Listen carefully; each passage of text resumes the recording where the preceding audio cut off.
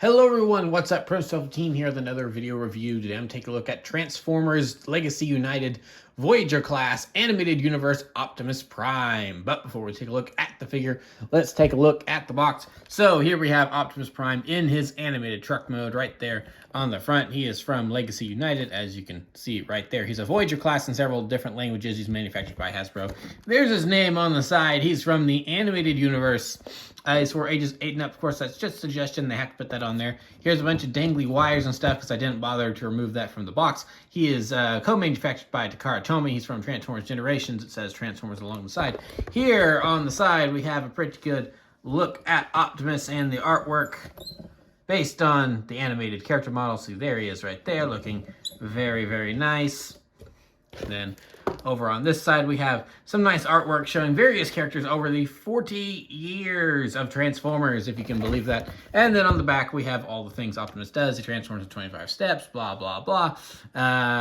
It's an authentic Transformer, no Chinese knockoffs here. Don't eat the toy. Plastic is not good for a human's digestive system. And, yeah, so that's pretty much it for the box. So here we go. We have Animated Optimus Prime from Transformers Animated, the 2007 to 2009 show that ran on Cartoon Network and was one of my first introductions to the world of Transformers alongside the live-action movies.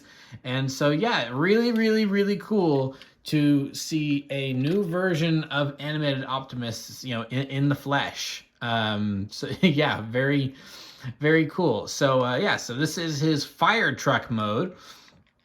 Because back in the day, there was a time when Optimus was a fire truck more often than he was a semi-truck. But so Animated kind of split the difference because he was a fire truck, but he very often left his trailer behind, and so he had the semi-truck cab look going. So that's you know, a nice little compromise there. So yeah, this is his truck mode. Obviously, it's very stylized. It's a very, it's really unique. You're not gonna see anything too much like it. You see something like this, and you know that, oh yeah, this is Optimus Prime from Animated. So, yeah, right off the bat, one little nitpick I have is that I wish the legs were a darker shade of blue. This is a, you know, kind of a lighter sand blue almost. Prime had definitely, I feel like he had more of a darker blue on him in the show, so I kind of wish that they'd gone with the darker blue for him here, but it's not a huge deal. It's still mostly, it's like 95% accurate. And who knows, this blue may actually be what was on the character sheet for the show, for all I know, and it just looks different on our TVs. But yeah, no, this is a cool fire truck mode. So it's really cool to see a new version of this after so much time. So now he does come with his big axe, which you can store in the truck mode. Just plug it in right there. So he's just a fire truck, I suppose, if you want to. Plug it in right there, and he's just a fire truck coming down the road, you know, chopping people in half as he's driving along with his giant axe. So just some fun weapon storage for you there.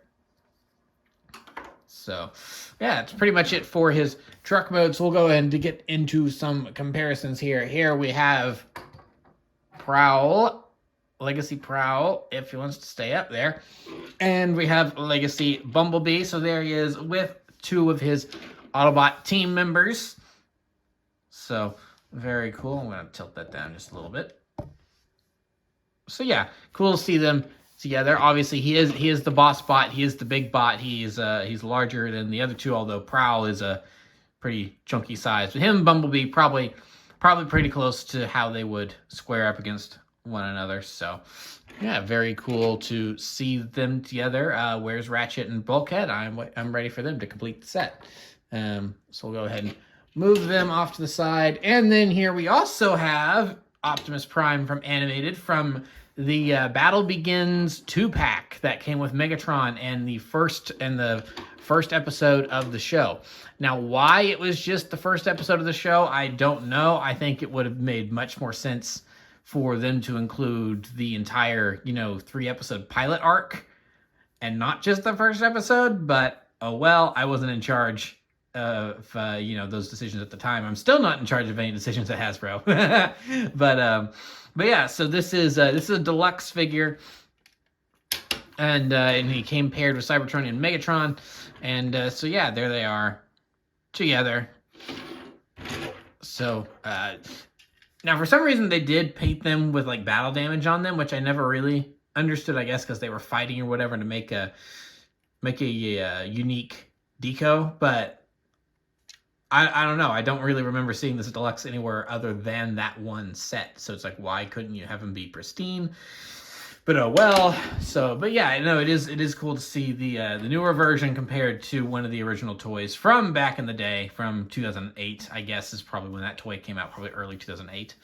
Because the movie toys, boy, they were everywhere and they stuck around for a long time. So yeah. So there we have our old and our new. So, and see, this is what I was saying. See, that's definitely a darker blue, but maybe where I'm thinking that he should have a darker blue just because of my memories of this one right here, where that's clearly a darker blue, and the animation model has, you know, this is close to the animation model. So anyway, that's it for Anna. Just knocked Prowl over.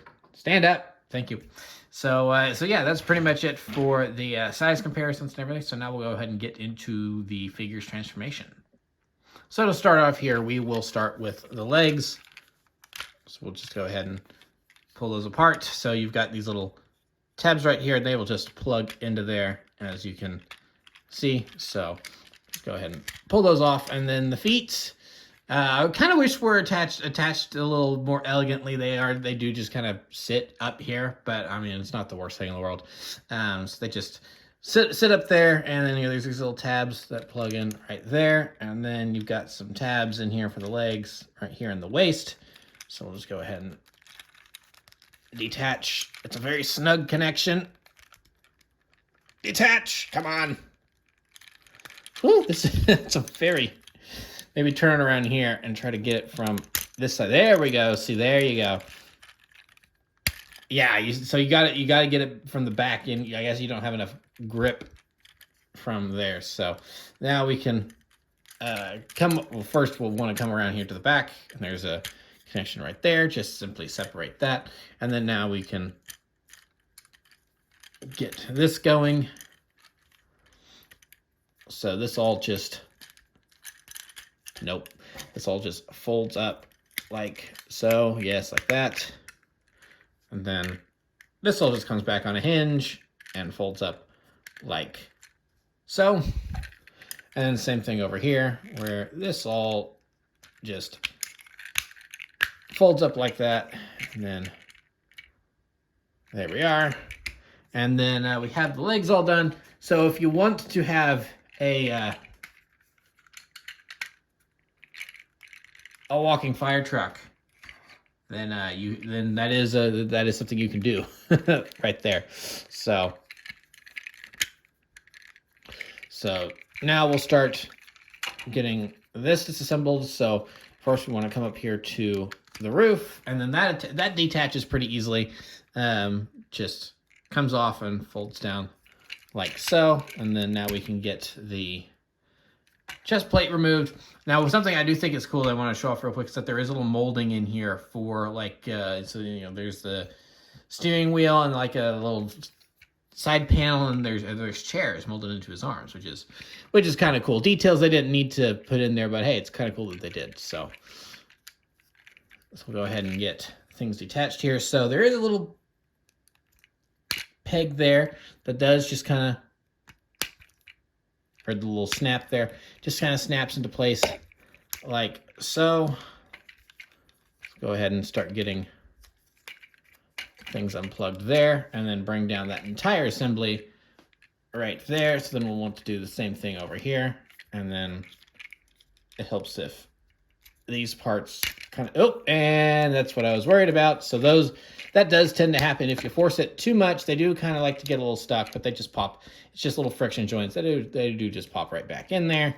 And so then we can bring this down like so, and we're kind of almost done here. So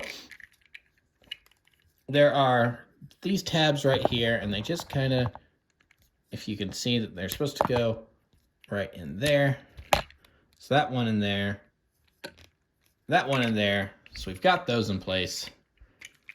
So now we can just bring the chest plate down. And then I thought this was an interesting way to do this connection, is that there's these friction ports here, and then that just closes up right there. And so now we have the chest all done. So now we can bring the arm down. Maybe I want to do it the other way. There we go. That's a little tough on mine.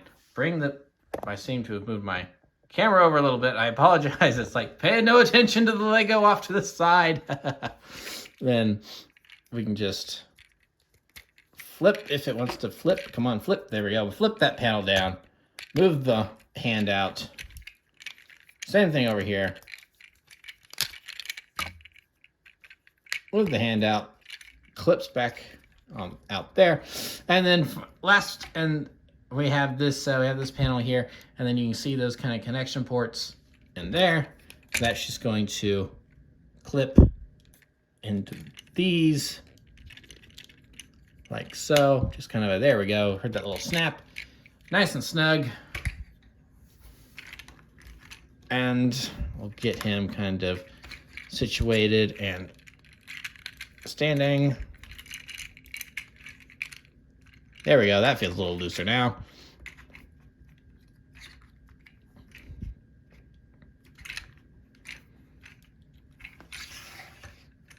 And then, no, come on, stand up straight. They'll be wobbling on me. There. There we go, and now we have Optimus Prime in his robot mode. And so here we have Animated Optimus in his robot mode. So here's a look at his face sculpt. One of the rare moments where an Optimus Prime figure comes without his battle mask equipped.